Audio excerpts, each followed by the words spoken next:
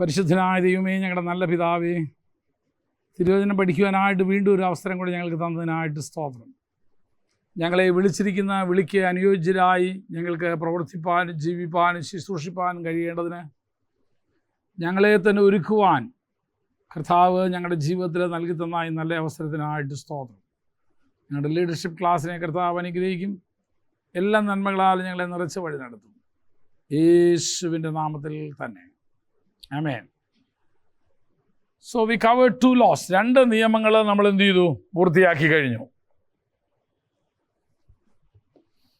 അതിൽ ഇന്നലെ നമ്മൾ പഠിച്ചത്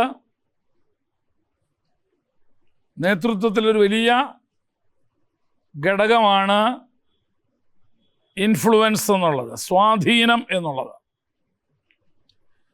ആർക്കാണോ അധികം ആളുകളെ സ്വാധീനിക്കാൻ കഴിയുക അവരായിരിക്കും ലീഡർഷിപ്പിലേക്ക് ഓട്ടോമാറ്റിക്കായിട്ട് വരിക. ആ സ്വാധീനത്തിൻ്റെ ഒരു അനന്തരഫലമാണ് ദ റെസ്പെക്ട് വി ഗെറ്റ്, നമുക്ക് ലഭിക്കുന്ന ബഹുമാനം. അതിലെ നിർണായക ഘടകങ്ങൾ ഏതൊക്കെയാണെന്ന് നമ്മൾ പഠിച്ചു. അതിൽ നിർണായകമായ 7 ഘടകങ്ങളുണ്ടെന്ന് നമ്മൾ കണ്ടായിരുന്നു, ഇല്ലേ? 1 ദ മാനേഴ്സ്, 2 പാരൻസ്, നമ്മുടെ മാതാപിതാക്കൾ, നമ്മുടെ കുടുംബ പശ്ചാത്തലം, 3 മണി, 4 ബ്യൂട്ടി, 5 ഇൻ്റലിജൻസ്, 6 ടാലൻസ്, 7 പവർ.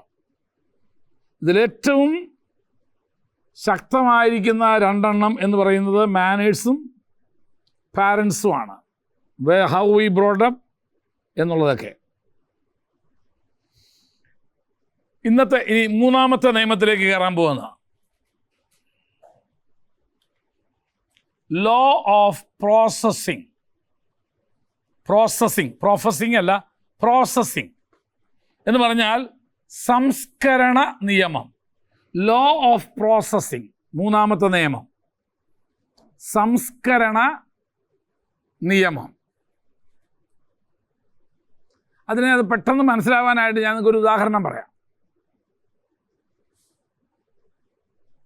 നാരങ്ങ അച്ചാറിട്ടെന്ന് വിചാരിക്കുക. അച്ചാറിട്ട് അന്ന് തന്നെ അങ്ങനെ ഇടുന്നവരുമുണ്ട്. പക്ഷെ അത് ശരിയായ രീതിയിൽ അതിൻ്റെ രുചിയും അതിൻ്റെ നമ്മൾ ഉദ്ദേശിക്കുന്ന രീതിയിൽ അതായിത്തീരണമെങ്കിൽ അതിന് നമ്മൾ എന്ത് ചെയ്യണമെന്ന് പറയുമ്പോൾ കുറച്ച് സമയം കൊടുക്കണം. 1 മാസം ഒക്കെ നമ്മൾ കൊടുത്താലേ അത് ശരിക്കും അതിനകത്തോട്ട് അലിഞ്ഞ് ചേർന്ന് അതിൻ്റെ ഉപ്പും വിനാഗിരിയും എല്ലാം പിടിച്ച് ഇതിൻ്റെ എല്ലാം കൂടെ തിന്നുള്ളൂ. അതിനെയാണ് പറയുന്നത് സംസ്കരണ നിയമം. ഈ ശവസംസ്കാരമായിട്ട് എന്നെ ബന്ധപ്പെടുത്തരുത്. There is a process. അപ്പോൾ ഒരു വ്യക്തി ഒരു നേതൃസ്ഥാനത്തേക്ക് വരണമെങ്കിൽ it is not an overnight process. ഒറ്റ രാത്രി കൊണ്ടുണ്ടാകുന്നതല്ല, ഒരു ദീർഘമായ സമയം അതിനാവശ്യമുണ്ട്. അതിനെയാണ് സംസ്കരണ നിയമം എന്ന് പറയുന്നത്. ഏറ്റവും നല്ല ഉദാഹരണം നമുക്ക് ബൈബിളിൽ നിന്ന് എടുക്കാവുന്നത് മോശയാണ്. വേദപുസ്തകം പറയുന്നു, അവൻ്റെ ജനനത്തിൽ തന്നെ അമ്മയപ്പന്മാർ he is the apt child എന്നാണ് പറയുന്നത്, അല്ലെങ്കിൽ പ്രോപ്പർ ചൈൽഡ് എന്ന് പറഞ്ഞാൽ എന്തൊരു ദൗത്യത്തിനായി ഈ കുഞ്ഞ് ജനിക്കപ്പെട്ടോ അത് ചെയ്യാൻ ആ കുഞ്ഞ് പ്രാപ്തനാണ്, യോഗ്യനാണ്, പറ്റിയതാണ് എന്ന് അവൻ്റെ മാതാപിതാക്കൾക്ക് അവൻ്റെ ജനനത്തിൽ തന്നെ ബോധ്യമുണ്ടായിരുന്നു. അതുകൊണ്ടാണ് അവനെ ഒളിപ്പിച്ചു വയ്ക്കുന്നതും വളർത്തിയെടുക്കുന്നതും. ഇപ്പോൾ ഏതെങ്കിലും ഒരു സാധനം കണ്ടിട്ട്, ഉദാഹരണം, ഒരു സ്കൾപ്ചർ അല്ലെങ്കിൽ കൊത്തുപണി ചെയ്യുന്ന ഒരാൾ, ഈ മരങ്ങളിൽ നിന്നും പാറകളിൽ നിന്നൊക്കെ കൊത്തുണ്ടാക്കുന്നത്, അയാൾ പോകുന്ന വഴിക്ക് വഴിയിലൊരു മുട്ടി കിടക്കുന്നുണ്ട്. മുട്ടി എന്ന് പറഞ്ഞാൽ മനസ്സിലായില്ലേ? ഒരു കഷ്ണം തടി കിടക്കുന്നുണ്ട്. നമ്മൾ കാണുന്ന പോലല്ല അദ്ദേഹം അതിനെ കാണുക. നമ്മൾ നോക്കിയാൽ പറയുന്നത് ഒരു കാപ്പി വയ്ക്കാനുള്ള അല്ലെങ്കിൽ കഞ്ഞി വയ്ക്കാനുള്ള വിറക് അതിൽ നിന്ന് കിട്ടും. അതാണ് നമുക്ക് മാക്സിമം പോയാൽ നമ്മൾ നോക്കിയാൽ കാണുന്നത്. പക്ഷെ അയാൾ കണ്ടത് ഇത് നല്ല ഒരു ശില്പം കൊത്തിയെടുക്കാമെന്ന് അയാൾ കണ്ടേ. അപ്പോഴാ നമ്മൾ കാണുന്ന വിലയേക്കാൾ കൂടുതൽ ആര് കാണും ആ സാധനത്തിന്? ശില്പി കാണും. ഞങ്ങൾക്ക് അർത്ഥം നിങ്ങൾക്ക് മനസ്സിലായോ? കാരണം അദ്ദേഹം ഈ മരക്കഷ്ണത്തിന് വിലയിട്ടത് ഇതിൽ നിന്ന് കൊത്തുപണി ചെയ്ത് താൻ ഉണ്ടാക്കാൻ പോകുന്ന ആ ശില്പത്തിന് എന്ത് വില കാണും, എന്ത് കിട്ടും എന്നുള്ളതിനെ ആസ്പദമാക്കിയിട്ടാണ് അയാൾ എന്ത് ചെയ്തത്? ഈ മരമുട്ടിക്ക് വിലയിട്ടേക്കുന്നത്. നമ്മൾ വിലയിട്ടതോ കാപ്പി ഉണ്ടാക്കാൻ പറ്റിയ വിറകിൻ്റെ വിലയെ നമ്മൾ കണ്ടുള്ളൂ. അതുകൊണ്ടാണ് ഈ ചില സാധനങ്ങൾ വിൽക്കാനായിട്ട് നമ്മൾ ചില കടയിൽ ചെല്ലുമ്പോൾ കിട്ടുന്നതിനേക്കാൾ കൂടുതൽ വില അടുത്ത കടക്കാരൻ തരും. കാരണം അവന് ഇതിൻ്റെ പുറകിൽ വേറൊരു കാര്യം കണ്ടിട്ടുണ്ട്. അവൻ്റെ മനസ്സിൽ വേറൊരു കാര്യം ഇതിനകത്ത്, ഓക്കെ ഈ സാധനം കിട്ടിയ ഇന്ന കാര്യത്തിന് ഉപയോഗിക്കാം, അല്ലാതെ ഇന്ന ആർക്ക് ആവശ്യമുണ്ടെന്ന് പറഞ്ഞിട്ടുണ്ട്, അതുകൊണ്ട് എന്ത് ചെയ്യാം. അപ്പോൾ ആദ്യത്തേവൻ ഇതിനെ കേവലം ആക്രിയുടെ വില കണ്ടപ്പോൾ രണ്ടാമത്തവൻ ഇതിനെ കണ്ടത് ഒരു ഉപകരണത്തിൻ്റെ വിലയാണ്. സാധാരണ ഞങ്ങൾ ലീഡർഷിപ്പിൽ ഉപയോഗിക്കുന്ന ഒരു കഥ പറയാറുണ്ട്. വഴിയെ പോകുന്ന വഴിക്ക് ഒരു കഷ്ണം ഒരു ലാടം കിട്ടി, ഒരു ഇരുമ്പിൻ്റെ ഒരു കഷ്ണം. ഒരു ലാടം കണ്ടിട്ടുണ്ടോ? ആ പോത്തിൻ്റെ ഇതിൻ്റെയൊക്കെ വണ്ടി വലിക്കുന്ന അതിൻ്റെയൊക്കെ കാലിന് അടിയിനകത്ത് വയ്ക്കുന്നതാണ്. പണ്ട് ഈ കാലിന് സ്കൂളിൻ്റെ ഇപ്പുറത്തായിരുന്നു ഈ കാളവണ്ടിയെല്ലാം നിന്ന് അവിടെയാണ് ലാടം അടിക്കുന്നത്. അതിനകത്ത് കുറേ കഴിയുമ്പോൾ അതിൻ്റെ ആണി തേഞ്ഞ് എന്ത് ചെയ്യും? കാലിൽ നിന്ന് പോവും. അപ്പോൾ ഇയാൾ പോകുന്ന വഴിക്ക് ഒരു ലാടം കിട്ടി ഒരുത്തിനെ. അപ്പോൾ ഒരു ഇരുമ്പ് കട കൊണ്ട് ചെന്നപ്പോൾ അയാൾ ഇരുമ്പിൻ്റെ വില അതിനകത്ത് തൂക്കി 50 പൈസ അല്ലെങ്കിൽ 1 രൂപ 10 രൂപ എന്നുള്ള വില. അതേസമയം ഇവന് ഇതൊരു കൊല്ലനെടുക്ക് കൊണ്ട് ചെന്നു. എൻ്റെ ഒരു ലാടമുണ്ട്, ഇതെന്തു വിലക്ക് എടുക്കാമെന്ന്. അപ്പോൾ കൊല്ലം ചിന്തിച്ചത് ഇതിൽ നിന്ന് 4 പേനക്കത്തി ഉണ്ടാക്കാൻ പറ്റും. പേനക്കത്തി കണ്ടിട്ടുണ്ടല്ലോ അല്ലേ? പേനക്കത്തി കണ്ടിട്ടില്ലേ? എനിക്ക് ഇതിൽ നിന്ന് 4 പേനക്കത്തി ഉണ്ടാക്കാൻ പറ്റും. അതിന് പറ്റിയ സാധനമാണ് ഈ ഇരുമ്പിൻ്റെ കഷ്ണം. അപ്പോൾ അദ്ദേഹം കാണുന്ന വില എന്ന് പറയുന്നത് എന്തിൻ്റെ വിലയാ? അദ്ദേഹത്തിന് ഇതിൽ നിന്ന് പേനക്കത്തി ഉണ്ടാക്കിയാൽ കിട്ടുന്ന 4 പേനക്കത്തി ഉണ്ടാക്കിയാൽ കിട്ടുന്ന വിലയാണ് അദ്ദേഹം കണ്ടത്. അപ്പോൾ മറ്റവനേക്കാളും അല്പം കൂടെ വില കൂട്ടി പറഞ്ഞു. വിചാരിച്ചു പോരാ, എനിക്ക് ഈ വില കിട്ടിയാൽ പോരാ. ഈ വേറെ അപ്പുറത്ത് വേറൊരുത്തന്നെ എഴുതി കൊണ്ട് ചെന്നു. അത് ചെയ്യുന്ന എന്നാ വിളിക്കുക. അപ്പോൾ അദ്ദേഹം എന്ന് വെച്ചാൽ ആണി ഉണ്ടാക്കുന്ന മനുഷ്യനാണ്. ആണികൾ നല്ല സ്ട്രോങ് ആണി ഉണ്ടാക്കുന്ന ആളാണ്. അപ്പോൾ അദ്ദേഹം നോക്കിയപ്പോൾ പറഞ്ഞു, ഇതിൽ നിന്ന് ഒരു 19 ആണി എനിക്ക് ഉണ്ടാക്കാൻ പറ്റും. അത് സ്പെഷ്യലൈസ്ഡ് ആണിയാണ് അയാൾ ഉണ്ടാക്കുന്നത്, ഒരു പ്രത്യേക ഉപയോഗത്തോണ്ട് ഉപയോഗിക്കുന്നത്. അപ്പോൾ അദ്ദേഹം വെച്ച് കണക്ക് പിടിപ്പോൾ ഒരാണിക്ക് ഞാൻ എങ്ങനെയായാലും ഉണ്ടാക്കി വെക്കുമ്പോൾ എനിക്കൊരു 10 രൂപ വെച്ച് കിട്ടാൻ പറ്റും. ഒരു 50 ആണി എനിക്ക് ഉണ്ടാക്കാമെങ്കിൽ എനിക്ക് 500 രൂപ എനിക്ക് ഇതിൽ നിന്ന് കിട്ടും. ഞാൻ 300 രൂപയ്ക്ക് കഷ്ണം എടുത്തോളാമെന്ന് പറഞ്ഞു. അവന് തൃപ്തിയായില്ല. അവനവിടെ നിന്ന് വീണ്ടും യാത്ര ചെയ്ത് സൂചി ഉണ്ടാക്കുന്ന ഒരു ആളുടെ അടുക്കിലേക്ക് ചെന്നു. സൂചി ഉണ്ടാക്കുന്ന അത് നോക്കിയേച്ച് പറഞ്ഞു, ഞാൻ നിനക്ക് ഒരു 1000 രൂപ തന്നേക്കാം, നീ തരുമെന്ന് ചോദിച്ചു. അയാൾ നോക്കിയപ്പോൾ ഇതിൽ നിന്ന് എങ്ങനായാലും ഒരു 1000 സൂചി ഉണ്ടാക്കാൻ പറ്റും. ഒരു സൂചിക്ക്, ഇത് സ്പെഷ്യൽ സൂചി, ഒരു സൂചിക്ക് 10 രൂപ വെച്ച് വിറ്റാൽ തന്നെ എനിക്ക് 10,000 രൂപ ഉണ്ടാക്കാം. അവൻ പറഞ്ഞു 1000 രൂപയ്ക്ക് ഞാൻ തരില്ലെന്ന് പറഞ്ഞു. അവസാനം അവൻ ആ സൂചിക്കാരൻ അതിനെ എന്ത് ചെയ്തെന്ന് പറയുമ്പോൾ 3000 രൂപയ്ക്ക് അവനത് വാങ്ങിച്ചു. ഏതാ 5 രൂപ വില പറഞ്ഞത് ആദ്യത്തെ ആള്. അപ്പോൾ ഇതിൽ നമ്മൾ മനസ്സിലാക്കേണ്ടത്, ഹൗ ഡു യു, നീ ഇതിനെ എങ്ങനെയാണോ പ്രോസസ്സ് ചെയ്തെടുക്കുന്നത്, നീ എങ്ങനെയാണോ നിൻ്റെ കയ്യിൽ കിട്ടി ഇതിനെ സംസ്കരിച്ചെടുക്കുന്നത്, അതനുസരിച്ചായിരിക്കും നിൻ്റെ വില. ഇത് മനുഷ്യജീവിതമായ നമ്മൾക്കും വളരെ ബാധകമാട്ടോ.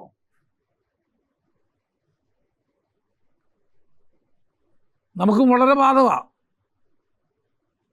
നീ ആരുടെ കയ്യിലാണോ ചെന്ന് എത്തിപ്പെടുന്നത് അതനുസരിച്ചിരിക്കും നിൻ്റെ മാന്യതയും വിലയും മുഴുവൻ.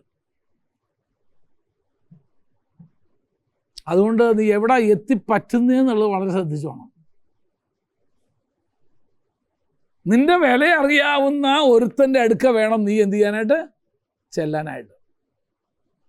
നിന്നെ ആരാക്കി തീർക്കാൻ കഴിയും എന്ന് ബോധ്യമുള്ള ഒരാളുടെ അടുക്കൽ നീ എത്തിച്ചേർന്നാൽ നിന്റെ വില വിലയേറിയതായിരിക്കും. പക്ഷെ അത് ഒറ്റ ദിവസം കൊണ്ട് നടക്കത്തില്ല. ഈ ഇരുമ്പ് കഷ്ണത്തെ സൂചിയാക്കി എടുക്കണമെങ്കിൽ എന്ത് ചെയ്യണം? ഒരു വലിയ പ്രോസസ് ഉണ്ട് ഇതിനകത്ത്, ഈ മാറ്റം വരാനായിട്ട്. അതാണ് ഇന്നത്തെ നിയമത്തിൽ നമ്മൾ പഠിക്കാൻ പോകുന്നത്, ദ ലോ ഓഫ് പ്രോസസ്സിങ്, സംസ്കരണ നിയമം. ഞാൻ ആദ്യം പറഞ്ഞ ഉദാഹരണത്തിലേക്ക് വരിക. മോശ ജനിച്ചപ്പോഴേ വേറെ പുസ്തകം പറയുന്നത് ശിശു സുന്ദരൻ. സുന്ദരൻ എന്നുള്ള അർത്ഥത്തിൽ നമ്മുടെ മലയാളത്തിൽ വെച്ചാൽ കാണാൻ അതല്ല, ശരിക്കും അതിൻ്റെ എബ്രായ പദം അങ്ങനെയല്ല പറയുന്നത്. He is the right child to do the mission.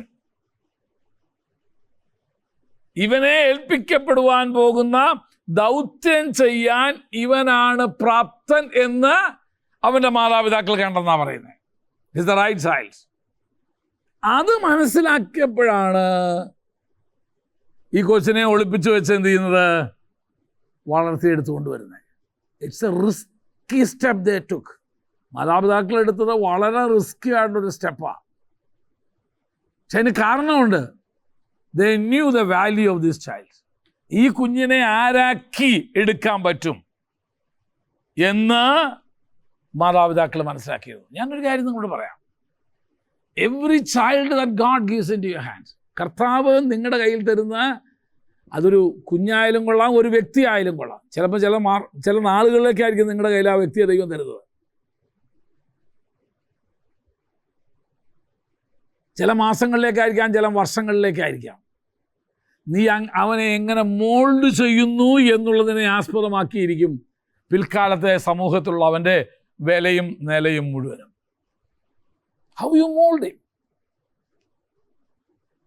That's very important. അത് വളരെ പ്രധാനപ്പെട്ട ഒരു കാര്യമാണ്. മോശയുടെ മാതാപിതാക്കന്മാർ മോശയിൽ ആ ഒരു കാര്യം കണ്ടു. അപ്പോൾ എന്ത് ചെയ്തു? They decided to take a risk. അവരൊരു റിസ്ക് എടുക്കാൻ തീരുമാനിച്ചു. ഈ കുഞ്ഞിനെ ഞങ്ങൾ എന്ത് ചെയ്യാൻ പോവാ? ഒളിപ്പിച്ച് വെച്ച് വളർത്താൻ പോവാന്ന്. അപ്പോൾ വേദപുസ്തകത്തിലെ എല്ലാ ലീഡേഴ്സിനെയും നിങ്ങൾ നോക്കിക്കഴിഞ്ഞാൽ there was a processing time in their life.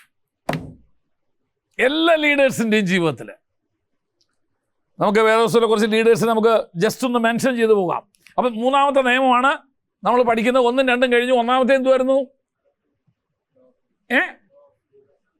Law of Leeds എന്ന് പറഞ്ഞാൽ അടപ്പുകൾ. കാരണം ഒരടപ്പൊന്നും അല്ല ഇട്ടേക്കുന്ന ആളുകൾ നമ്മളെ. അടപ്പുകൾ എന്ന നിയമം അത് നമ്മൾ കഴിച്ചു. 2 law of influence.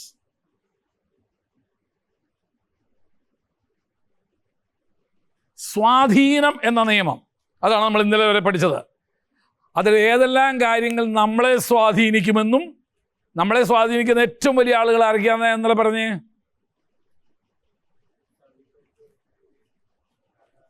Our parents influences a lot. നമ്മുടെ മാതാപിതാക്കൾ ഒത്തിരി നമ്മളെ, ദാറ്റ് മീൻസ് അവർ ഫാമിലി, നമ്മുടെ കുടുംബം നമ്മളെ ഒത്തിരി ഇൻഫ്ലുവൻസ് ചെയ്യും. അത് ചിലപ്പോൾ വല്യപ്പനായിരിക്കാം, വല്യമ്മയായിരിക്കാം, അല്ലേ? അല്ലെങ്കിൽ അമ്മാച്ചനായിരിക്കാം. 2 കൾച്ചർ, നാം വളർന്നു വരുന്ന സംസ്കാരം നമ്മളെ ഒത്തിരി ഇൻഫ്ലുവൻസ് ചെയ്യുന്നൊരു കാര്യമാണ്. 3 എഡ്യൂക്കേഷൻ, നമ്മുടെ വിദ്യാഭ്യാസം നമ്മളെ ഒത്തിരി ഇൻഫ്ലുവൻസ്. 4 റിലീജിയൻ, നമ്മൾ വളർന്നു വന്ന മതം, ഇതൊക്കെ നമ്മളെ ഇൻഫ്ലുവൻസ് ചെയ്യുന്ന കാര്യങ്ങളാണ്. അതിനകത്ത് വേണമെങ്കിൽ ഒരു കാര്യം കൂടെ ചോദിച്ചാൽ ലീഡേഴ്സ്,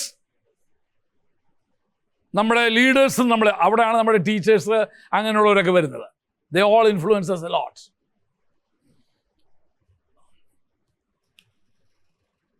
മൂന്നാമത്തത് നമ്മൾ പഠിക്കുന്നത് ലോ ഓഫ് പ്രോസസ്സിങ്.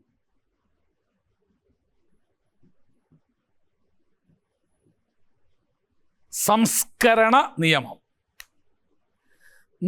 നാമായി തീരണമെങ്കിൽ ഇനിയും കുറേ കടമ്പകൾ പോയെങ്കിലേ പറ്റും. അപ്പം ന്യായമായിട്ടൊരു ചോദ്യം ചോദിക്കും, അപ്പം ഇപ്പം നമ്മൾ പൂർണ്ണരല്ലേന്ന് ചോദിക്കും.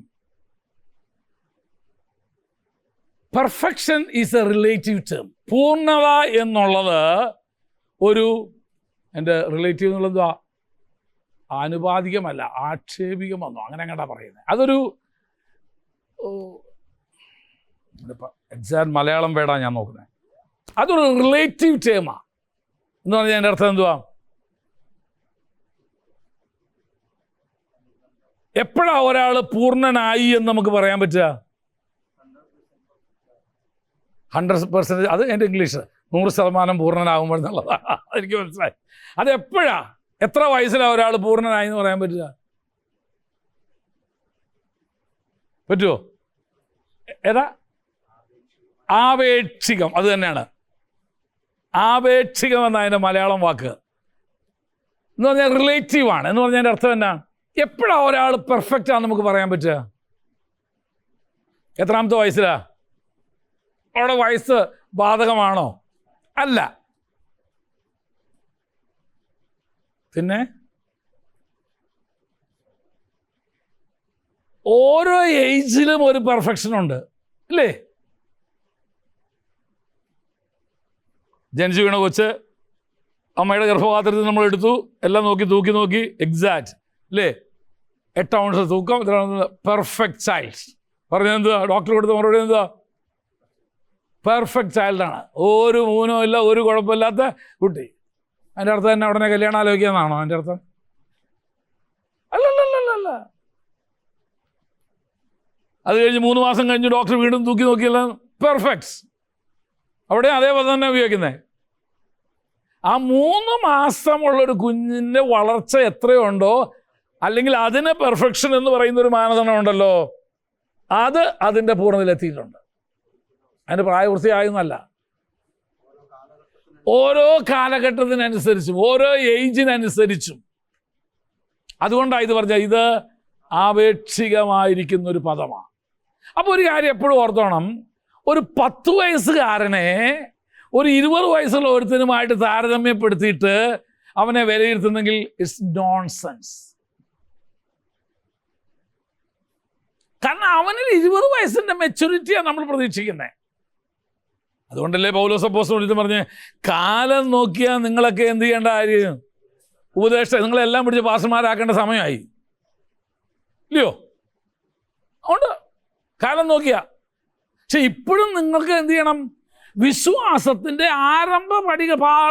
പ്രാരംഭ പാഠങ്ങളെക്കുറിച്ച് പഠിപ്പിച്ചു തരേണ്ട ഗതികേടാ. എന്നിട്ട് പൗലോസ് വളരെ ദയനീയമായിട്ട് പറഞ്ഞു, കട്ടിയായതൊന്നും നിങ്ങൾക്ക് തരാറായിട്ടില്ല, ഇപ്പോഴും പാലേ നിങ്ങൾക്ക് തരാൻ പറ്റത്തുള്ളൂ. എന്താ കാര്യം? എന്തുവാ? മെച്യൂരിറ്റി വന്നിട്ടില്ല. ഒരു കൊച്ചു വാക്ക് കേൾക്കുമ്പോഴത്തേന്, ആരെങ്കിലും പറയുമ്പോഴത്തേന് ഇപ്പോഴും എന്തുവാ പിണങ്ങിയിരിക്കുക? Not mature enough. അപ്പൊ പെർഫെക്ഷൻ എന്ന് പറയുന്നത് ഈ പ്രോസസ് എല്ലാം നമ്മളെ എങ്ങോട്ടാണ് നയിക്കുന്നത്?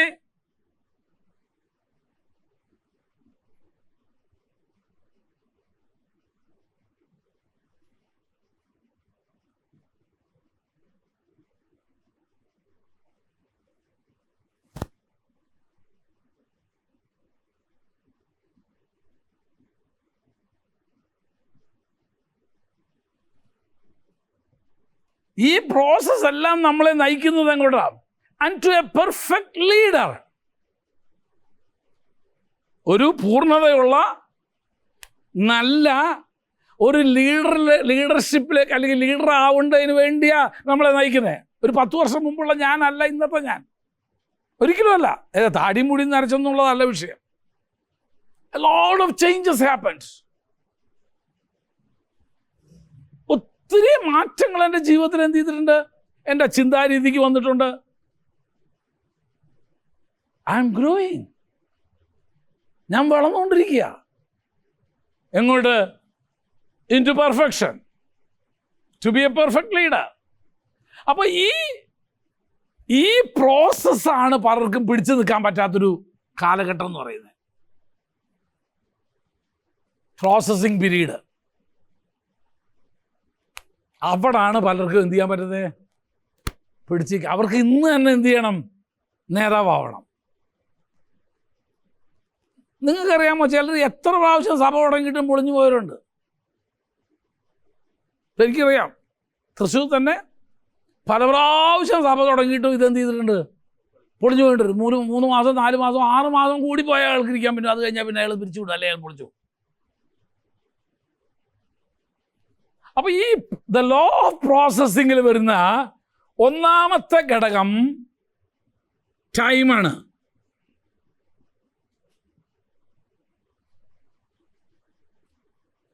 പ്രോസസ്സിങ്ങിലെ ഒന്നാമത്തെ ഘടകം എന്തുവാ, ടൈം.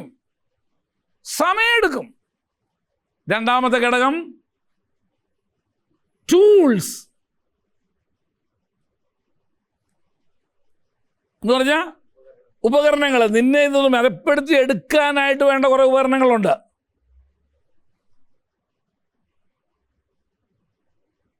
മൂന്ന്, ടീച്ചിങ്സ്.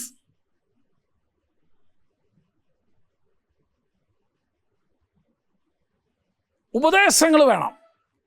ഈ പ്രോസസ്സിങ്ങിൽ എത്ര ഉപദേശിച്ചാൽ ആ ഒരുത്തനെ നേരെയാക്കാൻ പറ്റുകയെന്നറിയാമോ? 4, ടെക്നോളജി.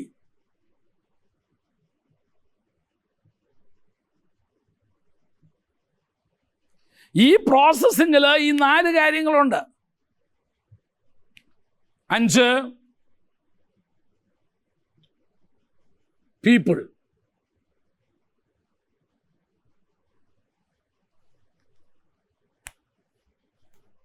ഈ പ്രോസസ്സിങ്ങിൽ എന്ന് പറഞ്ഞാൽ ഈ പ്രക്രിയയിൽ നിന്നെ നേതാവാക്കിയെടുക്കുന്ന, നിന്നെ നല്ലൊരു ലീഡറാക്കുന്ന, നല്ലൊരു അമ്മയാക്കുന്ന, നല്ലൊരു അപ്പനാക്കുന്ന, നല്ലൊരു പാസ്റ്ററാക്കുന്ന, അല്ലെങ്കിൽ ഹൂഎവർ ഇറ്റ് ഈസ്, നല്ലൊരു ബിസിനസ്സുകാരനാക്കുന്ന ഈ ഒരു പ്രക്രിയയിൽ ഇത്രയും കാര്യങ്ങൾ അടങ്ങിയിട്ടുണ്ട്. 1, ടൈം.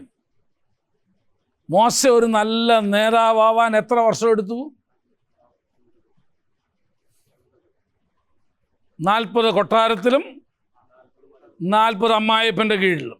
ഇവർ 2 പേരും കൂടെയാണ് മോശ ആരാക്കിയെടുത്തത്, നല്ലൊരു ലീഡറാക്കി വന്നത്. അമ്മായിപ്പൻ്റെ കീഴിലെ ലീഡർഷിപ്പ് പഠിക്കാന്ന് പറഞ്ഞു കഴിഞ്ഞാൽ രസമാണ്. പിന്നെ ടൈം 80 years. യോശുവയ്ക്ക് എത്ര വർഷം എടുത്തു? 40 years. ദാവീദ് എത്ര വർഷം എടുത്തു? ദാവീദിന്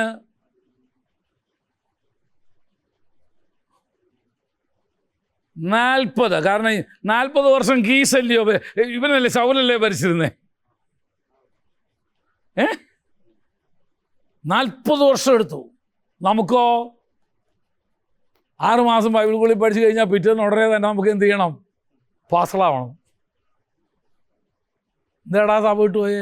ഞാൻ ഇത്രയും തന്നെ അവിടെ എനിക്കൊരു സഭാചാരം ഇതുവരെ തന്നില്ല, പ്രസംഗിക്കാൻ പോലൊരു അവസരം തന്നില്ല എനിക്ക്. 40 വർഷം കഴിഞ്ഞിട്ട് ആർക്ക് കിട്ടിയത്?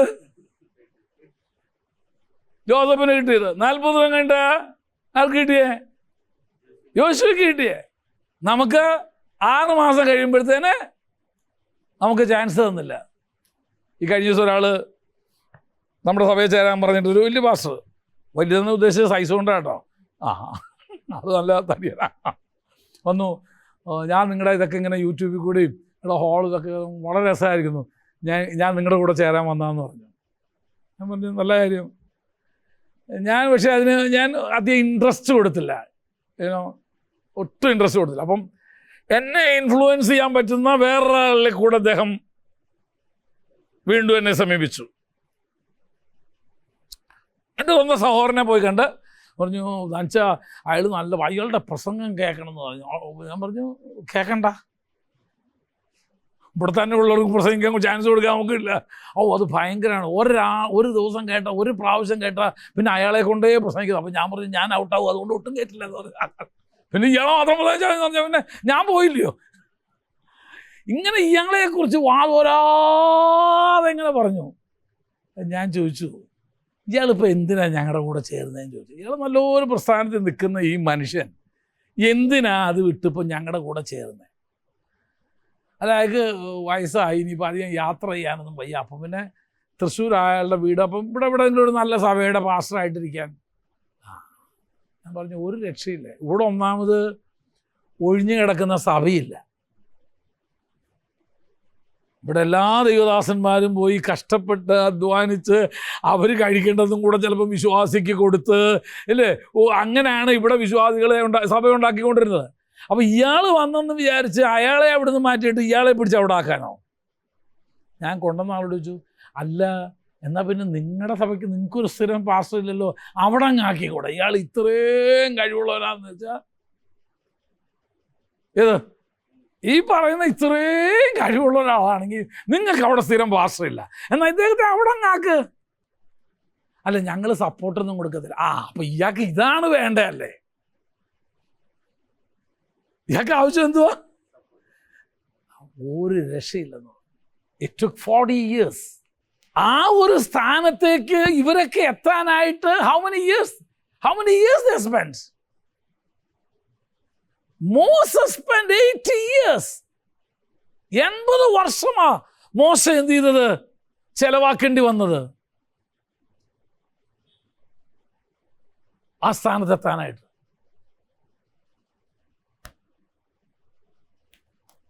ജോസഫ് ഞാൻ പറഞ്ഞല്ലോ, യോശുവ, ദാവീദ്, ഇവരൊക്കെ ആ സ്ഥാനത്തെത്താൻ 4 പതിറ്റാണ്ട് കാത്തിരുന്നിട്ടാണ്. ഇപ്പം വരുന്ന ആളുകൾക്ക് ഇതൊക്കെ കാണാൻ വലിയ രസമാണ്. അപ്പുറം തിരുമേനി കഴിഞ്ഞ ദിവസം വന്നിച്ച് ഇതെല്ലാം കണ്ടു, ഇത് UNO പോയ ലക്ഷണം പോലെ ഉണ്ടെന്ന് പറഞ്ഞു പുള്ളി. ഇത്രയും കൊടി ഇതെല്ലാം കൂടെ കാണിച്ച്, യുണൈറ്റഡ് നേഷൻസിൻ്റെ ഓഫീസിൽ പോയ പോലെ ഉണ്ടല്ലോ എന്ന് പറഞ്ഞു. ഇതിപ്പോഴാ ഇങ്ങനായേ. ഇതിൻ്റെ പുറകിൽ ഇറ്റ് വിൽ ടേക്ക് ടൈം. നോക്കാം നമുക്ക്. ഞാൻ ഇതിനകത്ത് ഇപ്പോൾ എടുക്കാൻ പോകുന്ന ചിലരെ കുറിച്ച് തന്നെ വളരെ ബ്രീഫായിട്ട് തന്നു. ഞാൻ ജോസഫിനെയാണ് എടുക്കാൻ ഉദ്ദേശിക്കുന്നത് മെയിനായിട്ട്. ഉൽപ്പത്തി പുസ്തകം 37 മുതൽ 45 വരെയുള്ള അധ്യായങ്ങളാണ് ജോസഫിൻ്റെ ചരിത്രം നമ്മൾ കാണുന്നത്. ഇവിടെ നമ്മളൊരു കാര്യം ഓർത്തോണം, ഈ പ്രോസസ്സിങ് പീരീഡും കൂടെ നമ്മൾ കടന്നു പോകുമ്പോൾ നമ്മുടെ ആത്യന്തിക ലക്ഷ്യം എന്തുവാണെന്നറിയാമോ? എ പെർഫെക്റ്റ് ലീഡർ, അല്ലെങ്കിൽ വേറെ ഭാഷ പറഞ്ഞ A victorious leader.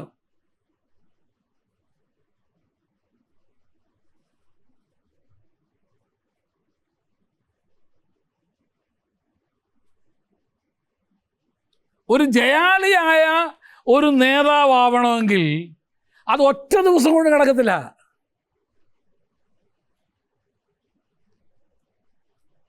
Every day you have to be victorious. ഓരോ ദിവസവും അല്ലെങ്കിൽ നീ ചെയ്യുന്ന ഓരോ കാര്യങ്ങളിലുമുള്ള ജയമാണ് നിന്നെ എന്ത് ചെയ്യുന്നത്? ആത്യന്തിക ജയത്തിലേക്ക് എത്തിച്ചേർക്കുന്നത്. അപ്പോൾ നോക്കാം നമുക്ക്. അപ്പം പറഞ്ഞു, ഈ പ്രോസസ്സിങ് പീരീഡിൽ എന്തുകൊണ്ട്? സമയമുണ്ട്. ഇനി ആരാ നമുക്ക് ടൂൾസ്? എന്തുവാ? നമ്മളെ ദൈവഹിതപ്രകാരമുള്ള ഒരു നല്ല നേതാവാക്കി മാറ്റിയെടുക്കുന്നതിൽ ഈ ഉളിയും ചുറ്റിയും ഒന്നല്ല നമ്മളെ ഉപയോഗിക്കുന്നത്. പിന്നെ ആരാ? മനുഷ്യരെയാ ദൈവം ഉപയോഗിക്കുക. ചില കാടത്തം പിടിച്ചവരെ ദൈവം നമ്മുടെ കൊണ്ടല്ലോ. ഞാൻ ചിലപ്പം പറയാറുണ്ട്,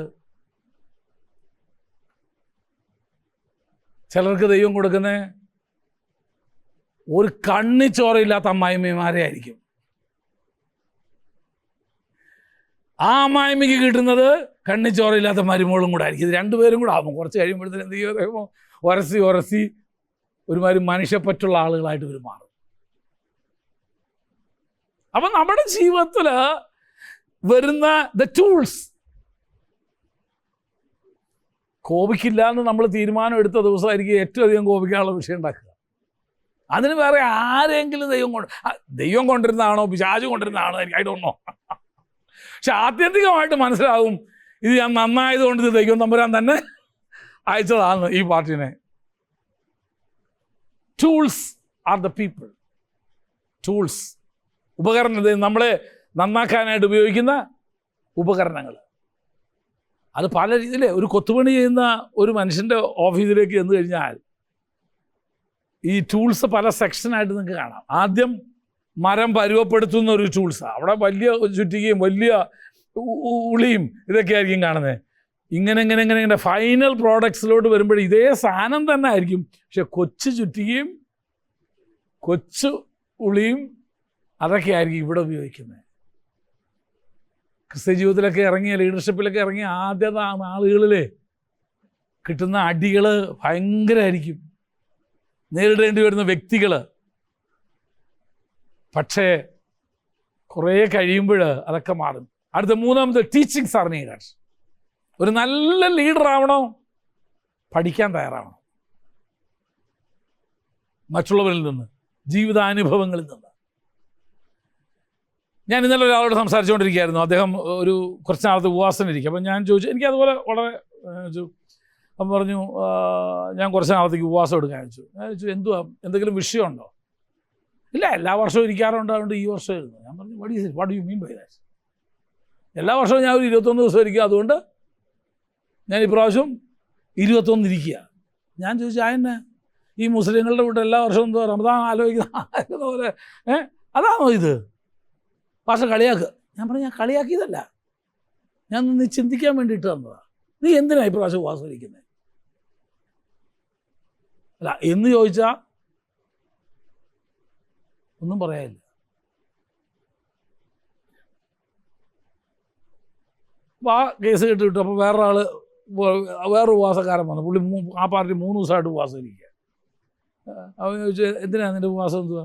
പറഞ്ഞു ഞാൻ ഇന്നൊരു സ്പെസിഫിക് കാരണത്തിന് വേണ്ടി ഇരിക്കാമെന്ന് പറഞ്ഞു. ശരി, ഞാനും പ്രാർത്ഥിക്കാമെന്ന് പറഞ്ഞു. പ്രാർത്ഥിച്ചു. 2-ാം ദിവസം തന്നെ ഈ പാർട്ടിയുടെ ഏത് വിഷയത്തിന് വേണ്ടിയാണോ ഉപവസിച്ചത് അതിന് മറുപടി കിട്ടി.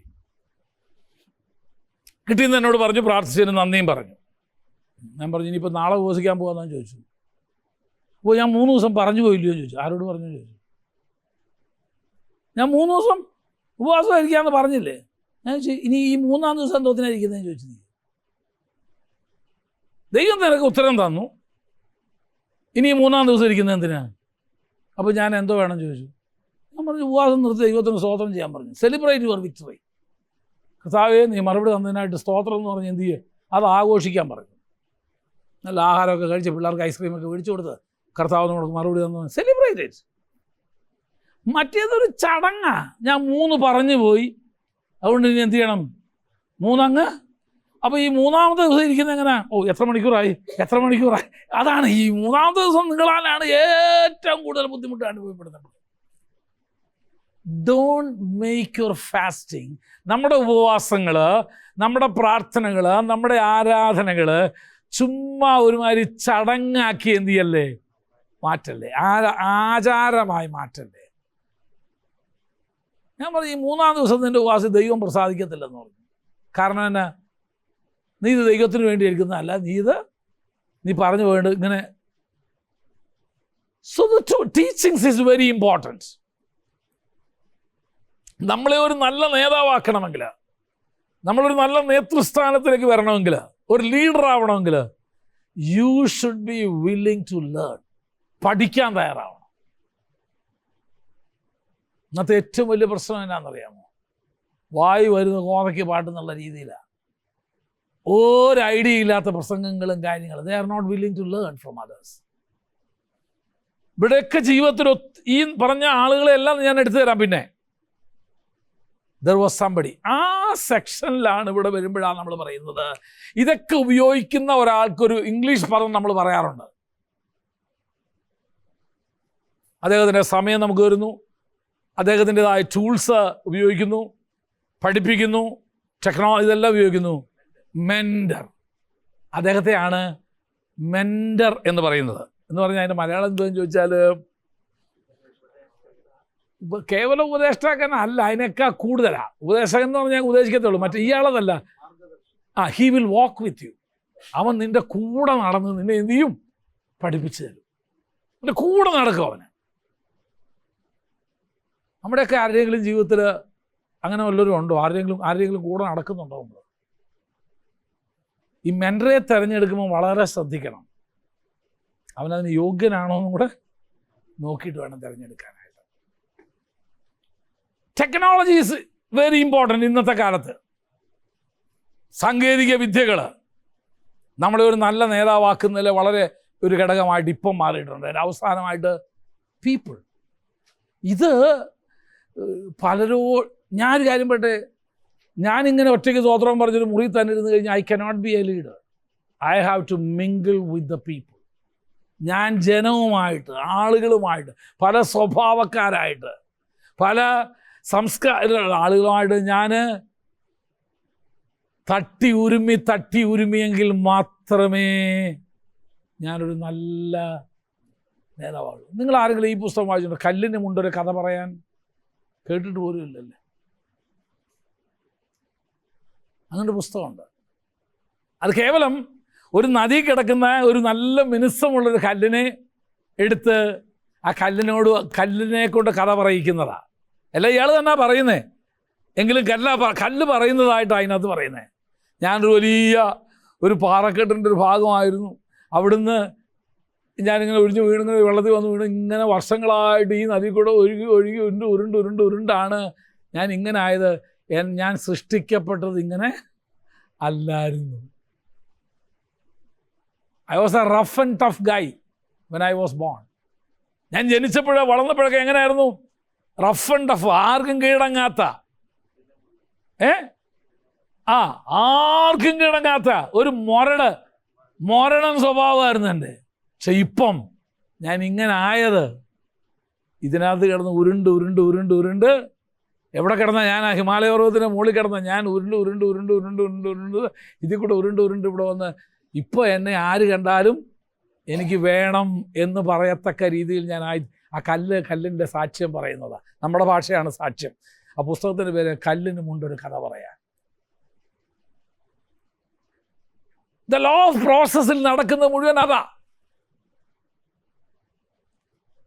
ഇവിടെ ഒത്തിരി പാളിച്ചകൾ നമുക്ക് പറ്റും.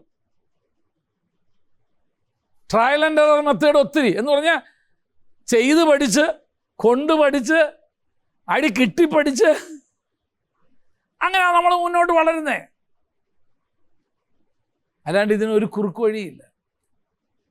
നമുക്ക് നോക്കാം, ആ വഴിയിൽ നടന്നു വന്ന കുറേ ആളുകളെ നമുക്ക് നോക്കാം. ജോസഫിൻ്റെ നമ്മൾ എടുക്കാൻ പോകുന്നത്. ജോസഫിന് വളരെ കൊച്ചുനാളിൽ തന്നെ ഒരു സ്വപ്നം ലഭിച്ചായിരുന്നു. എന്തുവാ സ്വപ്നം? ജോസഫ് കണ്ട 2 സ്വപ്നങ്ങളേതാ? 7 കറ്റയും പശുവും വരുന്നല്ലേ ജോസഫ് കണ്ട സ്വപ്നം. ജോസഫ് കണ്ട സ്വപ്നം ഞാൻ ചോദിച്ചേ. 7 കറ്റയും 7 പശുവും. അങ്ങനെ പശു കറ്റയെ തിന്നുന്നു. പിന്നെന്തുവാ ജോസഫ് കണ്ട സ്വപ്നം? എന്തുവാ?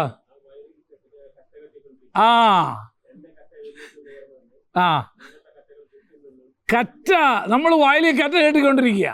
അപ്പോൾ എൻ്റെ കറ്റ എന്ത് ചെയ്യുന്നു? എഴുന്നേറ്റ് നിന്നു. നിങ്ങളുടെ കറ്റകളെല്ലാം വന്ന് എന്നെ കറ്റ എന്ത് ചെയ്യുന്നു? വണങ്ങുന്നു. അതാണ് ആദ്യത്തെ സ്വപ്നം. അത് കഴിഞ്ഞ് വന്നപ്പം അത് എല്ലാവരോടും പറഞ്ഞു, ഞാൻ ഇന്നൊരു സ്വപ്നം കണ്ടു. ഇവനെ മെനയുണ്ടാക്കിയത് മുഴുവൻ ഇവൻ സ്വപ്നം കണ്ടുകൊണ്ടല്ല, പറഞ്ഞു നടന്നുകൊണ്ടാണ്. ചിലതൊക്കെ കണ്ടാൽ മിണ്ടാണ്ടിരിക്കണം. ചിലതൊക്കെ കണ്ടാൽ മിണ്ടായിരിക്കുക, അതാണ് നല്ലത്. കാരണം ഒന്ന്, നീ പറയുന്നത് ഗ്രഹിക്കത്തക്കവണ്ണം നിൻ്റെ കൂടെയുള്ള സഹോദരന്മാർ എന്ത് ചെയ്തിട്ടില്ല? വളർന്നിട്ടില്ല. അത്രയും പറഞ്ഞ് ആ ഭാഗം വിടുക. പിന്നെ ഒരു ഭാഗത്ത് വരുമ്പോൾ ഇത് ഞാൻ പറഞ്ഞുതരാം. അത് കഴിഞ്ഞപ്പം അടുത്ത ദിവസം വേറെ സ്വപ്നം. സൂര്യനും ചന്ദ്രനും 11 നക്ഷത്രങ്ങളും വന്ന് എന്നെ വണങ്ങുന്നു.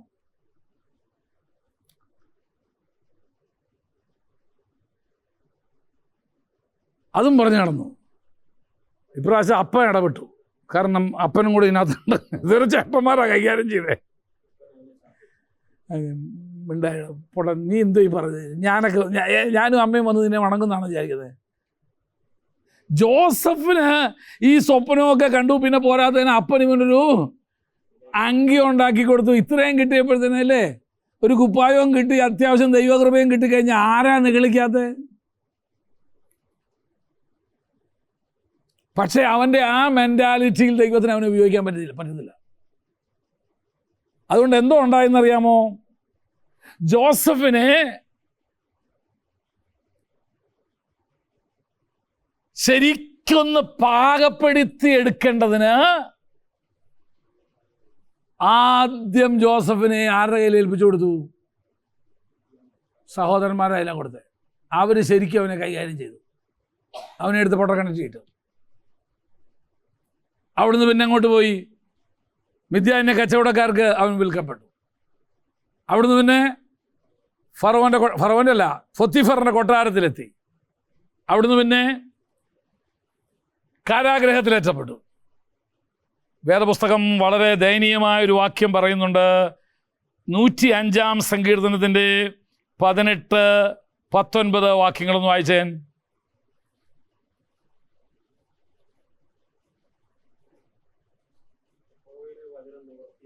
യഹോവയുടെ വചനം നിവൃത്തിയാകുകയും അവൻ്റെ അരുളപ്പാടിനാൽ ജോസഫിന് ശോധന വരികയും ചെയ്യുവോളം അവർ അവൻ്റെ കാലുകളെ വിലങ്ങുകൊണ്ട് ബന്ധിക്കുകയും ഇരുമ്പ് ചങ്ങലകളിൽ ഇടുകയും ചെയ്തു. ആരായി കിടക്കുന്ന ഇപ്പം? സഹോദരന്മാരുടെ മേൽ ഞാൻ വാഴുമെന്ന് വീമ്പിളക്കിയവൻ. നോക്കിക്കോ, അപ്പനും അമ്മയും എൻ്റെ മുമ്പിൽ വന്ന് ഒരു ദിവസം മുട്ടുകുത്തുവന്ന് വീമ്പിളവ്. ഇതും കൂടെ എല്ലാം കൂടെ കഴിഞ്ഞപ്പോഴത്തേക്കും ഒരു അല്പ തലക്കനം ജോസഫിനുണ്ടായി. വേറെ ദിവസം പറയുന്ന വാക്യം നിങ്ങളൊന്നും കൂടെ വായിച്ചാൽ നിങ്ങൾക്ക് അതിനകത്ത് കുറച്ച് വേർഡ്സ് ഒന്ന് അണ്ടർലൈൻ ചെയ്യുന്നുണ്ട്. ഒന്നുകൂടെ വായിച്ചാൽ അതേ വാക്യം തന്നെ. 105:18 യഹോവയുടെ വചനം നിവൃത്തിയാവണം. ഏതാ വചനം? നിന്റെ സഹോദരന്മാരുടെ മുൻപാകെ നീ പ്രഭുവായിരിക്കുമെന്നും നിന്റെ മാതാപിതാക്കൾ നിന്നെ വന്ന് വണങ്ങുകയും ചെയ്യണമെന്നുള്ള ദൈവത്തിൻ്റെ വചനം നിവൃത്തിയാകുന്നിടം വരെ നിവൃത്തിയാകേണ്ടതിന് അവൻ്റെ അരുളപ്പാടിനാൽ അവനെ ശോധന. ദൈവം തമ്പുരാൻ ജോസഫിനെ എന്ത് ചെയ്താന്നറിയാമോ? ശോധന ചെയ്തുകൊണ്ടിരിക്കുക എന്ന് പറഞ്ഞാൽ ടെസ്റ്റ് ചെയ്തുകൊണ്ടേയിരിക്കുക. എന്തോ അവിടെ ടെസ്റ്റ് ചെയ്യപ്പെടുന്നേ? നീ ദൈവത്തെ തള്ളിപ്പറയോ?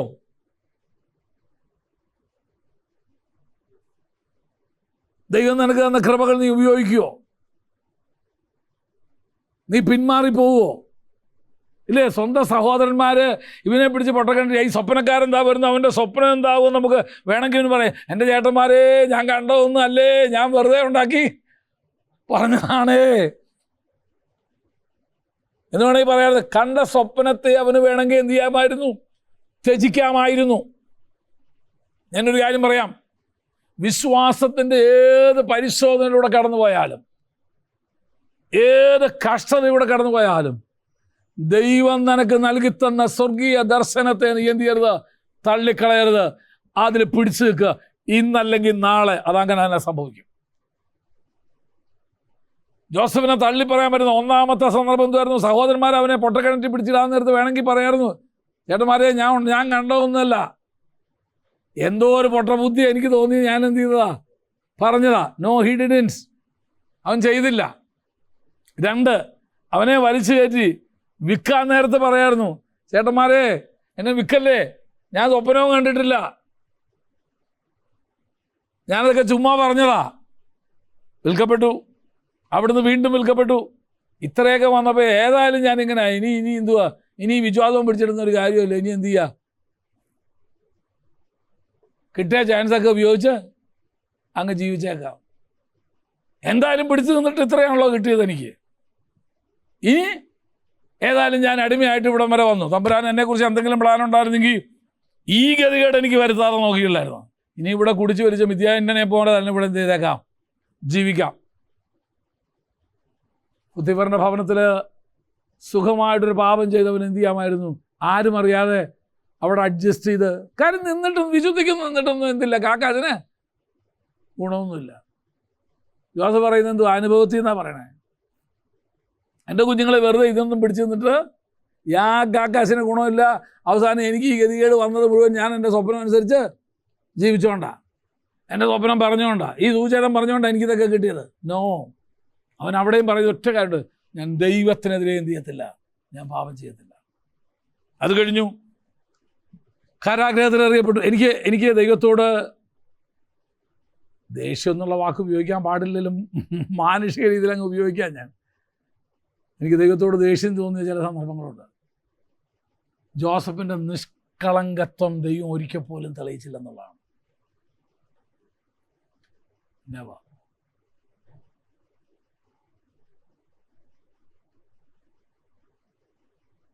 ജോസഫിൻ്റെ നിഷ്കളങ്കത്വം ദൈവം എന്ത് ചെയ്തില്ല, തെളിയിച്ചില്ല. നമ്മളൊക്കെ പലപ്പോഴും ആഗ്രഹിക്കുന്ന ഒരു കാര്യമുണ്ട്, നമുക്ക് വിടുതൽ കിട്ടിയില്ലെങ്കിലും നമ്മളെ അപമാനിച്ചവൻ എന്ത് ചെയ്യണം, മുടിയണം, അല്ലേ? നമ്മളെ അപമാനിച്ചവൻ്റെ മേൽ ദൈവത്തിൻ്റെ ന്യായവിധി എന്ത് ചെയ്യണം, വെളിപ്പെടണം. അതാണോ നമുക്ക് വേണ്ടേ? അതോ ദൈവം നിന്നെ മേൽക്കുമേൽ ഉയർത്തുകയാണോ വേണ്ടേ? നിന്നെ അപമാനിച്ചവരോട് നിൽക്ക തന്നെ ദൈവം നിന്നെ ഉയർത്തി കൊണ്ടുവരികയാണോ നിനക്ക് വേണ്ടത്? അതോ ദൈവം ഈ വിഷയത്തിന് ന്യായം വിധിച്ചല്ലാതെ ഇനി ഈ ദൈവത്തെ ഞാൻ സേവിക്കത്തില്ലെന്ന് പറയും? എനിക്കിപ്പോഴും ഒരു മർമ്മമാണ്, why God was silence in Joseph's case. ഉണ്ടായിട്ടില്ലെന്ന് നമുക്കെല്ലാം അറിയാം. എന്നാൽ ഈ സമയത്ത് പൊത്തിഫറിൻ്റെ ഭാര്യ ഒന്ന് ദൈവം ഒരു ഹാർട്ട് അറ്റാക്ക് ഉണ്ടാകുമോ, അല്ലെങ്കിൽ നമ്മുടെയൊക്കെ ഭാഷ ദൈവം ഒരു അടി കൊടുക്കുകയോ, ദൈവം ഏതെങ്കിലും ഒന്ന് ഇടപെടുകയോ, ഒന്നും തമ്പരാൻ ചെയ്തില്ല. കൂളായിട്ട് ഇവനെ എന്ത് ചെയ്തു, കാരാഗ്രഹത്തിലേക്ക് വിട്ടു. എന്നിട്ട് അവിടുത്തെ ജീവിതമാ സങ്കീർത്തനത്തിൽ വായിച്ച ഇരുമ്പ് ചങ്ങലകളാലും, അല്ലേ വായിച്ചേ, അവൻ്റെ കാലുകളെ വിലങ്ങുകൊണ്ട് ബന്ധിക്കുകയും ഇരുമ്പ് ചങ്ങലയിൽ കുടുങ്ങുകയും ചെയ്തു. That was not an easy thing. അതും മാത്രമോ? കാരാഗ്രഹത്തിലുള്ള എല്ലാവർക്കും അറിയാൻ ഇവനവിടെ കിടക്കുന്നതിൻ്റെ കാരണം എന്തുവാന്ന്, അല്ലേ? ആ ഒരു നോട്ടം ഉണ്ടല്ലോ ചിലരൊന്നും പറയുകയൊന്നും വേണ്ട, ചിലർ നോട്ടം കണ്ടാൽ മതി നമ്മൾ തയ്ച്ചു പോകും. നമ്മൾ ഏതാണ്ടൊരു നീചജീവിയായിട്ട്, നമ്മളേതോ ഒരു നികൃഷ്ട ജീവിയായിട്ട്. പലപ്പോഴും എനിക്ക് അങ്ങനെ അനുഭവം ഉണ്ടായിട്ടുണ്ട്. പക്ഷെ ദൈവം മൗനമായിരുന്നു എന്നുള്ളതാണ്. പരീക്ഷിച്ച് തീരുവോളം എത്ര വർഷം ജോസഫ് അവിടെ കിടന്നെന്നറിയാമോ? വേദപണ്ഡിതന്മാർ പറയുന്നത്, ജോസഫ് പൊട്ടക്കിണറ്റിൽ വീണതിനും ഫറവോൻ്റെ കൊട്ടാരത്തിൽ എത്തുന്നതിൻ്റെ ഇടയ്ക്ക് ഏതാണ്ട് 23 വർഷം എടുത്തെന്നാണ് പറയുന്നത്. 23 years.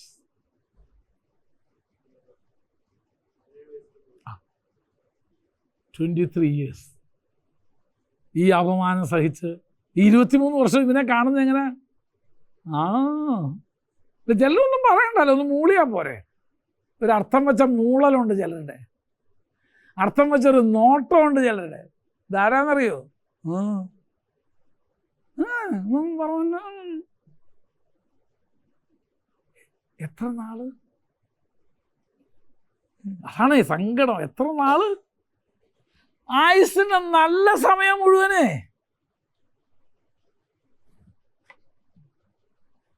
എനിക്ക് തോന്നുന്നില്ല പിടിച്ചു നിൽക്കാൻ പറ്റുമോ നമുക്ക്.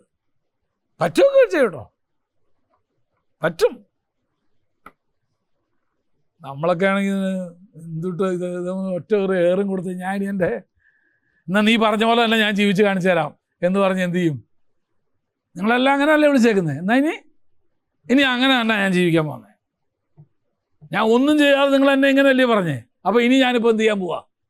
ഇനി അങ്ങനെ ജീവിച്ച് കാണിച്ചു തരാം. ഇനി 23 years പൊട്ടക്കിണറ്റിലിട്ട് പരീക്ഷിച്ചു.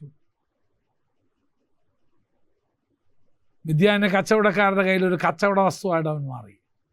ഉപഭോഗ വസ്തുവായിട്ട്, കമ്മോഡിറ്റി. പൊത്തിഫറിൻ്റെ കൊട്ടാരത്തിൽ ഒരടിമ, കാരാഗ്രഹത്തിൽ നീച കുറ്റം ചാർത്തപ്പെട്ട്. ബാക്കിയുള്ളവരൊക്കെ കിടക്കുന്ന വലിയ രസമുള്ള, രാജാവിൻ്റെ കിടക്കുന്നത് പാനപാത്രം കൊടുത്തില്ല, അപ്പം കൊടുത്തില്ല, അങ്ങനത്തെ ഒക്കെ കേസാണ്. 4 പേർ മുമ്പിൽ പറയാൻ കൊള്ളാവുന്ന കേസാണ്. ഇതാരെങ്കിലും മിണ്ടാൻ കൊള്ളൂ? നീ എന്താണ് ജോസഫ് ഇവിടെ കിടക്കുന്നത്? ഒന്നും പറയേണ്ട ഇഷ്ടമെന്ന് പറയും. പറയാൻ കൊള്ളൂ. 23 years.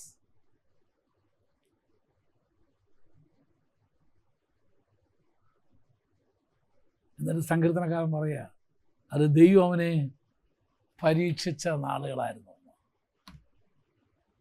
ആ കാലഘട്ടത്തിൽ എന്തെല്ലാം പരീക്ഷ അവന് സഹിക്കേണ്ടി വന്ന് കാണും. കാരാഗ്രഹത്തിലെ വാസമല്ലേ, ഭക്ഷണം കാണത്തില്ല, ടോർമെൻറ്റേഷൻ, പീഡനങ്ങൾ, മര്യാദയ്ക്കൊന്നും ഉറങ്ങാൻ വയ്യ, കൈകാലിൽ ചങ്ങലക്കിട്ടിരിക്കല്ലേ, ഇരുമ്പ് ചങ്ങല കൊണ്ടവനെ ബന്ധിച്ചെന്നാ പറയുന്നത്.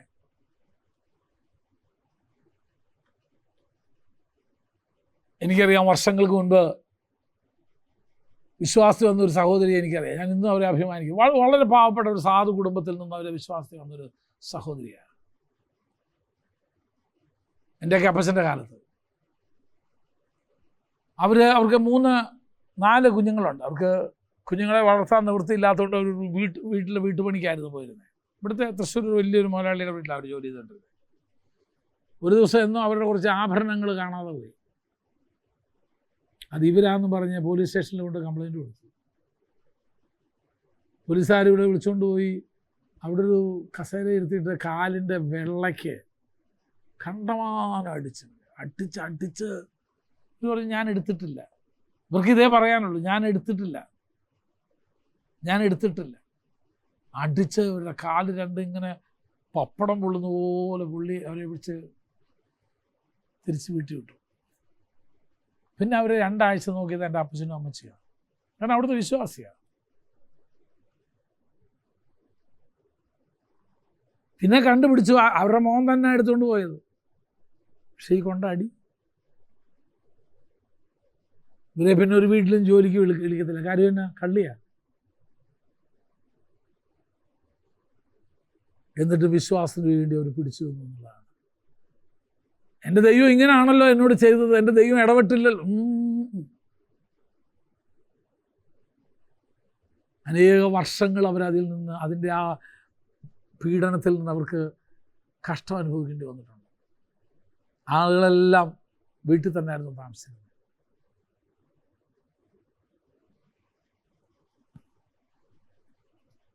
ഒരു മൃഗീയമായൊരു കീഴ്വഴക്കമായിരുന്നു ഈ പോലീസുകാർ അവരോട് കാണിച്ചത്. എന്നിട്ട് വേറെ ആളെ പിടിച്ചപ്പം സോറി പറയും. ഇവർ വന്നിട്ട് ഏതെങ്കിലും പോലീസുകാരൻ വന്ന് സോറി പറയുന്നത് കേട്ടിട്ടുണ്ട്? ഇല്ല. ഇവർക്ക് നഷ്ടമായി. ഇവരുടെ ആയുസ്സും ഇവരുടെ ആരോഗ്യം മുഴുവൻ നഷ്ടപ്പെട്ടു. ഞാൻ എപ്പോഴും ഈ ജോസഫിൻ്റെ കാര്യം ആലോചിക്കുമ്പോഴും ഞാനത് ആലോചിക്കാറ്. ആ സഹോദരി എൻ്റെ മനസ്സിൽ എപ്പോഴും ഓർമ്മ വരുന്നു. ചെയ്യാത്തൊരു കുറ്റത്തിന് വേണ്ടി നീണ്ട 23 വർഷം, അനേക വർഷങ്ങൾ അവർ പീഡിപ്പിക്കപ്പെട്ടു. ഇവിടെ ജോസഫ് ഇവിടെ പറയുന്നു, ദൈവം അവനെ അപ്പോൾ ഇത് എന്തുമായിരുന്നു ജോസഫിൻ്റെ ജീവിതത്തിലെ പ്രോസസ്സിങ് ടൈം? നീ ദൈവത്തെ തള്ളി പറയുമോ? നീ ദൈവത്തെ ഉപേക്ഷിക്കുമോ? ജീവിതത്തിൽ ഒരിക്കലും കേൾക്കാൻ പാടില്ലാത്ത അപമാനം നീ കേൾക്കേണ്ടി വരുമ്പോൾ ബാക്കിയൊക്കെ പട്ടിണി കിടക്കാൻ പിന്നെ സഹിക്കും. ആരും അറിയത്തില്ല.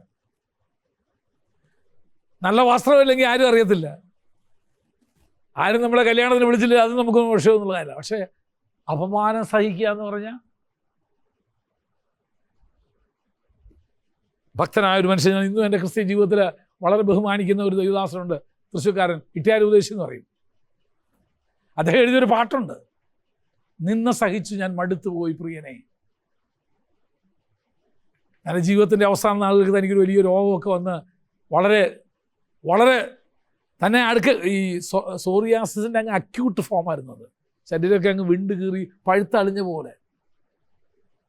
അന്ന് താൻ എഴുതിയ ഒരു പാട്ട്, അന്ന് എല്ലാവരും പറഞ്ഞു ഇതൊക്കെ അവന് ചെയ്തതിൻ്റെയാണ് ഈ അനുഭവിക്കുന്നതെന്ന് പറഞ്ഞു. എനിക്ക് ആ മനുഷ്യൻ നല്ലപോലെ അറിയാം. കാരണം അവിടുത്തെ കൺവെൻഷന് പല പ്രാവശ്യം ഞാൻ പോയി പ്രസംഗിക്കുകയും നമ്മുടെ വേലയുടെ ആദ്യകാലങ്ങളിൽ ഇവിടെ ഒന്ന് പുള്ളി സഹകരിക്കുകയും ചെയ്തിട്ടുണ്ട്. ഇട്ടിയാര ഉപദേശി എന്ന് പറയും. അദ്ദേഹത്തിൻ്റെ പേര് ജോസഫ് എന്നാണ്, KV ജോസഫ് എന്നാണ്. ഞങ്ങളുടെ രണ്ടുപേരും ഇനീഷ്യൽ ഒന്നാണ്, കർത്താവിൻ്റെ വിശുദ്ധൻ. അതാണ് ഈ KV എന്നുള്ളതിൻ്റെ അർത്ഥം. അപ്പോൾ അദ്ദേഹത്തിൻ്റെ ഒരു പാട്ടിതാ, തൻ്റെ അവസാന നാളുകൾ എഴുതിയ പാട്ട് ഒന്നിതായിരുന്നു, നിന്ന് സഹിച്ചു ഞാൻ മടുത്തു പോയി പ്രിയനെ. എന്നിട്ട് അതിന് പറയുന്നു, നിന്ദിച്ചതോ ഒരു ശത്രുവല്ല, തൻ്റെ കൂടെ നിന്നവർ. ആ പാട്ട് അധികം പ്രചാരമല്ല, കാരണം അധികം സഭായത്തിനൊന്നും പാടാൻ പറ്റുന്ന പാട്ടല്ല. തൻ്റെ ആത്മരോദനമാണ് ആ പാട്ടിലുള്ള. ഞാൻ പറയട്ടെ, പക്ഷേ ദൈവം നല്ലൊരു അന്ത്യം കൊടുത്തു അദ്ദേഹത്തിന്. വളരെ മനോഹരമായൊരു അന്ത്യമായിരുന്നു അദ്ദേഹത്തിൻ്റെ. ഞാനിതെല്ലാം പറഞ്ഞതിൻ്റെ അർത്ഥം എന്നാന്ന് ചോദിച്ചു കഴിഞ്ഞാൽ, എല്ലാം നമുക്ക് സഹിക്കാം, പട്ടിണി കിടക്കാം, നമുക്ക് എത്ര ആൾ വേണമെങ്കിലും പട്ടിണി കിടക്കാം, ആരും അറിയത്തില്ലല്ലോ. നല്ല വസ്ത്രമില്ലെങ്കിലും ആരും അറിയാതെ നമുക്ക് ജീവിക്കാം. പക്ഷെ അപവാദം, അദ്ദേഹത്തിൻ്റെ തന്നെ ഒരു പാട്ടിൻ്റെ ഒരു വരികളാണ്, നിന്ന അപമാനം വഴി ദുഷികളിൽ നേരും ഉന്നതാവകാശത്തിനു മുതൽ കൂട്ടല്ലേ, യേശു എൻ പ്രിയൻ, ക്രിസ്തേശു എൻ പ്രിയൻ, യേശുവെ പോൽ വേറെ പ്രിയനില്ലയേ. അദ്ദേഹത്തിൻ്റെ പാട്ടാതും.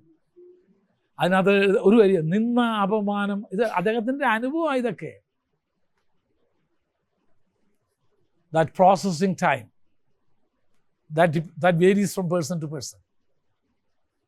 അത് ആളുകൾ തോറും മാറിക്കൊണ്ടിരിക്കും. മോശയ്ക്ക് 80 വർഷം. എൻ്റെ കാര്യം തന്നെ കുറച്ച് തലക്കണ്ണ ഉണ്ടായിരുന്നു മോശയ്ക്ക്. ഞാൻ ആരാ? ഫറവോൻ്റെ പുത്രിയുടെ മോനാണ്. ഞാൻ ആരാ? എനിക്ക് ഉണ്ടായിരുന്നതൊക്കെ ഞാൻ കളഞ്ഞേച്ച് വന്ന കേട്ടോ. ഇല്ല, ചിലരിന്ന് തള്ളുന്ന കണ്ടിട്ടില്ലേ പ്രസംഗിക്കാൻ നേരത്ത്? തള്ളുന്നുള്ളത് പുതിയ ബോധമാണ് ഇല്ലേ? അത് കേട്ടില്ല, ഇത് ഒന്നും ഉണ്ടാവില്ല. എങ്കിലും പിന്നെ ഒറ്റയടിക്കല്ലേ ഒരു മിസ്രൈമിനെ കൊന്നേ. മിസ്രൈമിനെ ഒരടിക്കും. മിസ്രൈമിന് പറഞ്ഞാൽ ആചാരവാക്കുകളാ. ഒറ്റയടിക്കായി ഇവൻ കൊന്നേ. അപ്പൊ വാക്കിലും പ്രവൃത്തിയിലും സമർത്ഥനായ ഒരു മനുഷ്യനാണ് ആര്? മോശ. അതുകൊണ്ട് തന്നെ വിചാരിച്ചത്, എൻ്റെ പഠിപ്പ് കൊണ്ടും എൻ്റെ മിടുക്ക് കൊണ്ടും എൻ്റെ സാമർഥ്യം കൊണ്ടും എൻ്റെ വിദ്യാഭ്യാസം ഇതുകൊണ്ടും ഈ ജനം എന്നെ അംഗീകരിക്കുമെന്നുള്ള വിശ്വാസത്തിൽ തന്നെ ഇവൻ ഇറങ്ങിയത്. പിറ്റേതാ, നിന്നെ ആരാടാ ഞങ്ങൾക്ക് നേതാവാക്കി വെച്ചതെന്ന് ചോദിച്ചപ്പോൾ വിവരം എന്ത് ചെയ്തു? മനസ്സിലായി. അപ്പം നേതാവായി ജനം അംഗീകരിക്കും എന്നുള്ള പ്രതീക്ഷയോടാണ് ഇവൻ പോയത്. അതെല്ലാം അഴിച്ച് അവൻ്റെ നിന്ന് എടുക്കാനായിട്ടേ പിന്നെ ഒരു 40 വർഷം കൂടെ വേണ്ടി വന്നു. 40 വർഷം മിസ്രൈമിൽ പഠിച്ചത് താൻ ആരോ ആണെന്നുള്ള തൻ്റെ തോന്നൽ താൻ ആരുമല്ല എന്നാക്കാനായിട്ട് അതൊന്ന് തിരിച്ചഴിച്ചെടുക്കാൻ ഈ ചുറ്റിയത് മുഴുവൻ എന്ത് ചെയ്യണം? പണ്ട് ഈ കോയിൽ കൈ കൊണ്ടാണ് ചുറ്റാറ് ഇല്ലേ? മോട്ടോറുകൾക്കൊക്കെ കോയിൽ ഉണ്ടാക്കുന്ന ഹാൻഡ് വൈൻ ആണ്. ഇതെല്ലാം അഴിച്ചെടുക്കണം. ഇതുപോലെ തന്നെ എന്ത് ചെയ്യണം? ഇനി 40 വർഷം എടുത്തു. 40 വർഷം അമ്മായിപ്പൻ്റെ ആടുകളെ മേയിച്ച് നടക്കുക. ഇത്രയും വിദ്യാഭ്യാസം ഉള്ളവന് ആടിനെ തിരിഞ്ഞ് നടക്കേണ്ടി വന്നു. And came to a point that he is nobody. 40 years. യോശുവ 40 years. സംഗതി 40 വർഷത്തിൻ്റെ ആരംഭത്തിൽ തന്നെ പറഞ്ഞത് ആ ദേശം നമുക്ക് പിടിക്കാൻ പറ്റും. 40 years. നമ്മളിൽ ഓരോരുത്തരെയൊക്കെ ദൈവത്തിൻ്റെ ഒരു സ്ഥാനത്ത് എത്തിക്കണമെങ്കിൽ it may take many years. ഏതെങ്കിലും ഭാഗം ഇനി ഉരച്ച് നേരെയാക്കാനുണ്ടെങ്കിൽ ആ ഭാഗത്തായിരിക്കും ഓരോ നടക്കുന്ന മുഴുവനും. ദേഷ്യപ്പെടില്ല എന്നൊരു തീരുമാനം എടുത്തെങ്കിൽ നീ ദേഷ്യപ്പെടുന്ന പറ്റുന്ന അതേ വിഷയങ്ങൾ നിന്റെ ജീവിതത്തിൽ ഉണ്ടാകുന്ന മുഴുവൻ ആ ഒറ്റ ഒരു ഏരിയയിലായിരിക്കും. എന്തിനാ? നിന്നെ മനസ്സപ്പെടുത്തി എടുക്കാനായിട്ട്. അവരെയൊക്കെ ചെയ്യും തമ്പുരാൻ. ചിലരെ അങ്ങനെയൊക്കെ ചിലരെ നമ്മുടെ എന്ത് ചെയ്യും, റൂംമേറ്റ്സ് ആയിട്ട് ഇട്ട് തരും, അല്ലെങ്കിൽ കൂടെ വേലക്കാരായിട്ട് ഇട്ട് തരും, അല്ലെങ്കിൽ കൂടെ പണിയുന്നവരായിട്ട് ജോലി ചെയ്യുന്നവരായിട്ട് എന്തിനാ നമ്മളെ ഉരച്ച് നേരെയാക്കി എടുക്കാനായിട്ട്.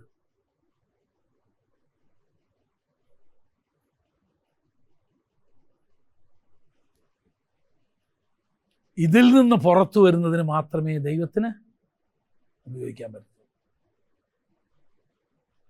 ഈ സംസ്കരണത്തിലൂടെ, ഈ പ്രോസസ്സിലൂടെ.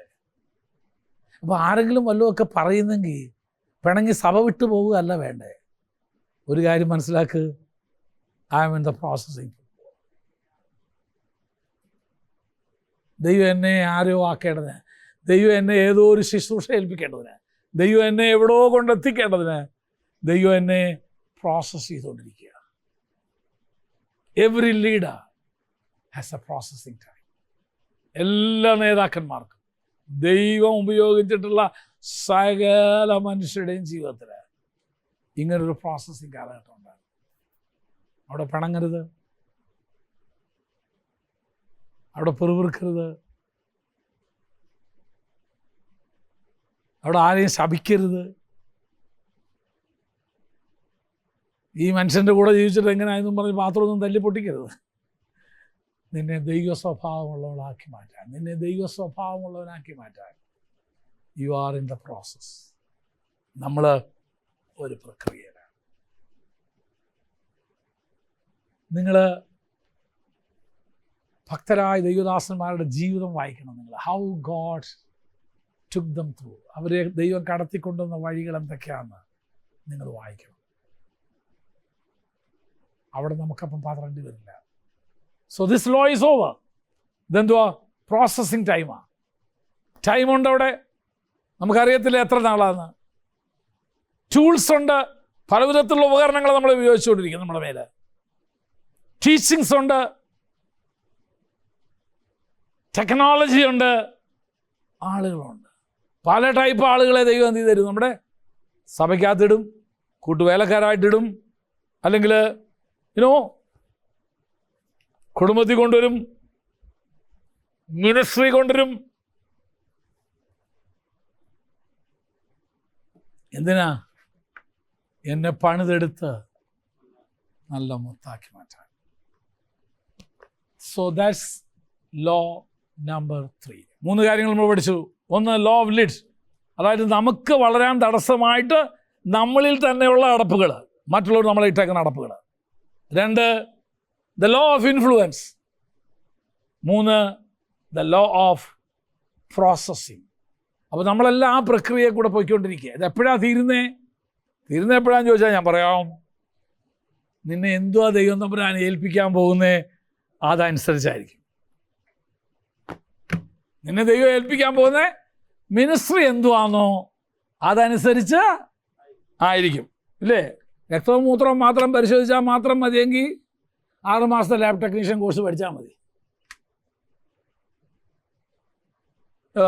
മൂത്രവും രക്തവും മാത്രം പരിശോധിച്ചാൽ മതിയെങ്കിൽ. എന്നാൽ അങ്ങോട്ട് അപ്പുറം കയറി മനുഷ്യനെയാ പരിശോധിക്കാൻ പോകുന്നതെന്ന് വെച്ചാൽ 5 വർഷമോ എങ്ങാണ്ട. അതും കൂടെ കഴിഞ്ഞ് മനുഷ്യ ശരീരത്തിൽ ഏതെങ്കിലും ഒരു പ്രത്യേക അവയവത്തെയാണ് നീ കൈകാര്യം ചെയ്യാൻ പോകുന്നെങ്കിൽ പിന്നെയും പോകണം സ്പെഷ്യലൈസേഷന്.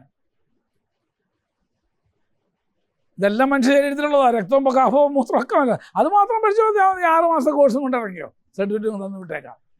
എന്നാൽ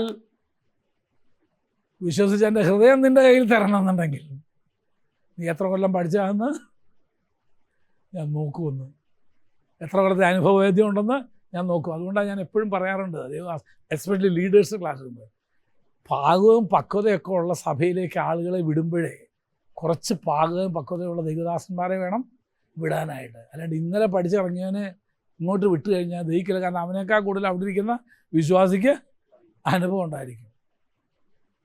അവൻ വിശ്വാസി വന്നിട്ട് 40 വർഷം 50 വർഷം കഴിഞ്ഞതാണ്. ഇയാൾ രക്ഷിക്കപ്പെട്ടിട്ട് 3 വർഷം ബൈബിൾ സ്കൂളിൽ പഠിച്ചതേ ഉള്ളൂ, വേറെ ഗുണമൊന്നുമില്ല. അതുകൊണ്ട് അങ്ങനെയുള്ള സഭകളിലേക്ക് ദൈവദാസന്മാരെ വിടുമ്പോൾ പക്വതയും പ്രായവുമുള്ള ദൈവദാസന്മാരെ തിരഞ്ഞെടുക്കുന്നതിൻ്റെ കാര്യം എന്താണെന്നറിയാമോ? They have life experience. അവർക്ക് ജീവിതാനുഭവങ്ങൾ ഒത്തിരിയുണ്ട്.